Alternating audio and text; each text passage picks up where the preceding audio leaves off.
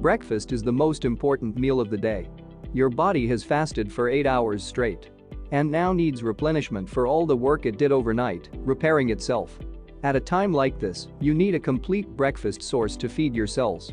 One such source is oats. Eating oats every morning will help your body in the following 5 ways. Receive protein. Completing protein requirement is a task, especially for vegetarians.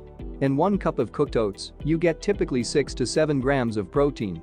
If you eat oats every morning, you will be able to contribute to completing your RDA. No digestive issues. Oats also contain fiber, which is great for digestive health.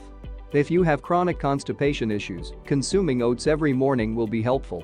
1 cup of oats contain 4 grams of fiber.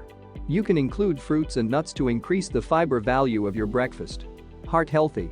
The antioxidant content of oats promote heart health. They also contain healthy fats which are good for your cholesterol levels. Oats are packed with linoleic acid and soluble fiber, which help lower the level of triglycerides and cholesterol levels in your blood. Weight management. Not only for weight loss, but even for those who wish to gain or lose weight, oats is a great breakfast option.